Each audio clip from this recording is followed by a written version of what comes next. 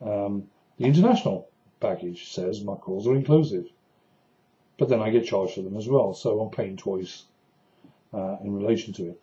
When I actually start checking the billing, I then find out that they actually double charge me some of the calls as well. These happen to be some of the dealer calls, ones which have gone over an hour, and they've actually got them down as 3 hours and 59 minutes to the same number twice. The call itself, £3.50, so doubling up on that, nice little hefty profit. They've then billed £7 for one call. The company I called on that particular occasion that I needed to deal with has actually confirmed to me since that there's only ever one call made on that day. So kind of ironic that BT's got two calls to that number, right, for that exact length of time, right, and two separate call charges. So there's a lot of discrepancies in the billing. I also found another discrepancy, and that's if you call a particular number and they will charge you one amount for it one time, and then you check it again and you call the same number, next time it's a different price. This varies quite considerably from 0.9 pence per minute, which doesn't sound a lot, to 2.5 pence per minute, which, as you can imagine, is 2.5 times the amount, 250% more. I find that very upsetting. I've actually made 81 call complaints to BT, and I've been totally ignored. Well, I shouldn't say totally ignored. What I'm going to do now is actually tell you a little bit about myself in relation to the reason why we're going to end up in quite a severe legal battle, because BT are completely ignorant as to customers. So at this particular point, I'm going to stop the recording and I'm going to record the next part of it, and I'm probably going to do this video in 3 particular sections. That way then you'll be able to listen to the story of each particular one and relate to it. So in general, that is the general complaint so far. It relates to poor quality line, which under the Sales and Goods Services Act doesn't come up to a reasonable quality, and breaks their contract in relation to supplying goods. The second is incorrect billing, or should I say, I'll put it more bluntly, false accounting. False accounting is quite a serious matter, right? Purely shows that the company is intended on ripping off customers, and that is purely the way I look at BT, that they think that people don't bother to check the bills. Well, because of the problems, I have started checking the bills with a fine-tooth comb, and I do realise that they're actually scamming me for a lot more money than what they're actually entitled to.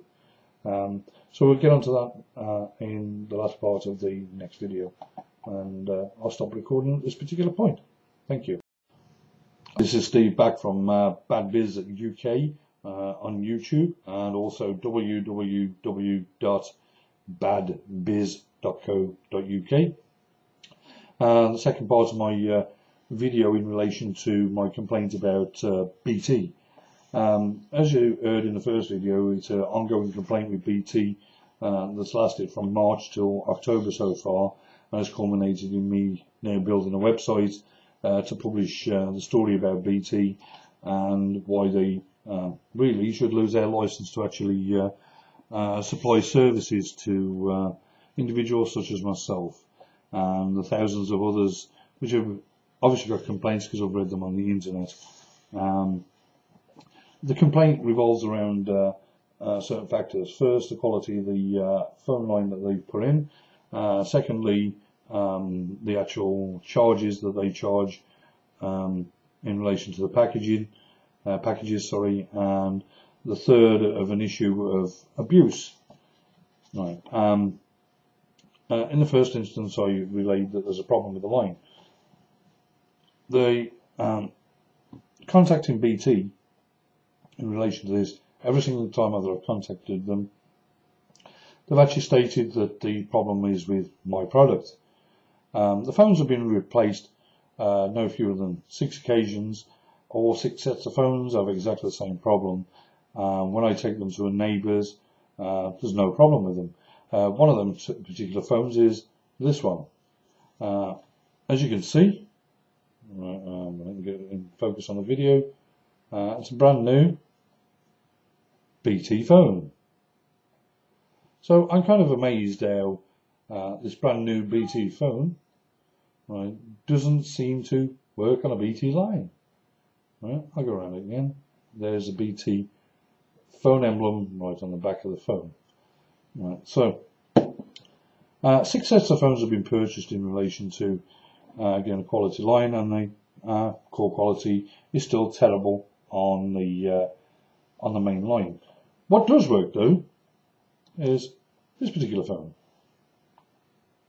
This also is a BT phone. Right, this is a BT hub phone, the one they send and the one they obviously want you to use.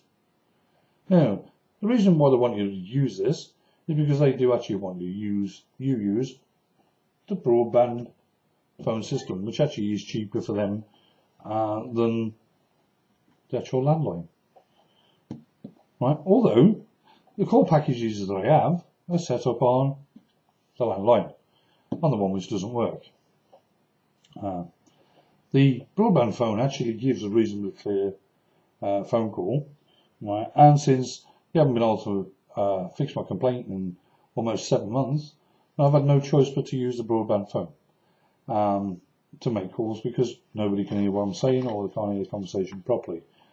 81 calls have been made into BT to try and resolve this. It's gone from department to department. I'm so sick of calling BT that it's incomprehensible how much time I've actually spent on trying to resolve this with them. Fact is that I'm in a contract, and that's what they say. The only problem is the contract is there's 2 halves to the contract, and the first half is that you actually supply goods and services what work.